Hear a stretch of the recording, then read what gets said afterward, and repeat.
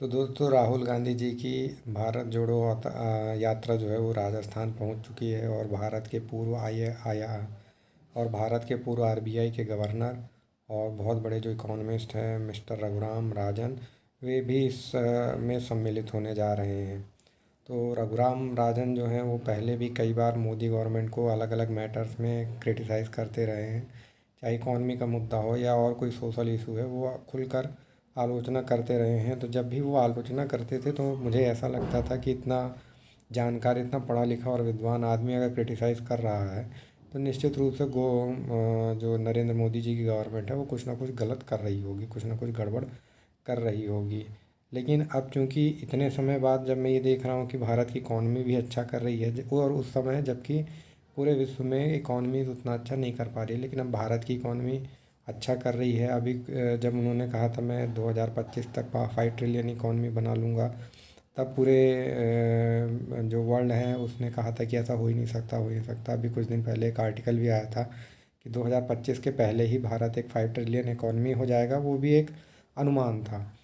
तो जब ये सब होते देखता हूँ और रघुराम राजन जो कि कांग्रेस के इसमें सम्मिलित हो रहे हैं, ये देखता हूँ तो मुझे लगता है कि कहीं ना कहीं जब रघुराम राजन भारतीय इकॉनमी को क्रिटिसाइज़ करते रहे होंगे और जो भी गवर्नमेंट की विरोध करते रहे होंगे, या उन्होंने अपने कार्यकाल को पूरा करने से पहले जो इस्तीफ़ा दिया, तो मुझे लगता है कहीं ना कहीं उनका इसमें इंटरेस्ट रहा ही होगा। और एक बात इससे और साबित होती है कि आदमी कितना ही जानकार हो जाए, कितना ही ज्ञानी हो जाए, लेकिन आप उससे इस बात का अनुमान नहीं लगा सकते, या आप इससे ये नहीं कह सकते कि वो जनता की भलाई के लिए ही काम करेगा या अपना काम ईमानदारी से ही करेगा, या उसका कुछ करने के पीछे कोई इंटरेस्ट कहीं ना कहीं नहीं होगा।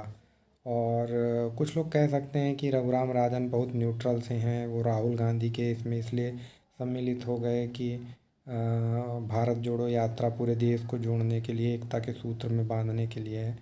तो मुझे ऐसा लगता है कि चाहे आप हों, चाहे मैं हूँ, चाहे कोई और हो, हम सब जानते हैं कि राहुल गांधी जी ये यात्रा कांग्रेस की विचारधारा को रखने के लिए, कांग्रेस जो कि जनता पे कहीं ना कहीं अपना विश्वास खो चुकी है, उसको जनता तक जनता में फिर से कायम करने के लिए और लोगों से जुड़ने के लिए कर रहे हैं। इसमें भारत को एकता के सूत्र में बांधने की कोई ऐसी खास विशेष बात नहीं है, इसको उसके साथ जोड़ दिया गया है। लेकिन वास्तविकता में ये कांग्रेस को फिर से खड़ा करने का एक प्रयास है।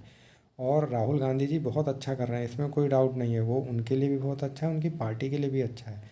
निश्चित रूप से इतना बड़ा जो उन्होंने सफ़र तय किया, इसके लिए मैं उनको बधाई देता हूँ और वो बहुत अच्छा कर रहे हैं। लेकिन क्या किसी निष्पक्ष व्यक्ति का इस तरीके के इवेंट में सम्मिलित होना उचित है? लेकिन जब रघुराम राजन इसमें सम्मिलित होते हैं तो मुझे उनके जो क्रिटिसिज्म है और जो भी उनकी जो भी वो इकॉनमी के बारे में कहते रहे हैं, और जब इकॉनमी अच्छा भी कर रही है तो कहीं ना कहीं डाउट तो उठता ही है।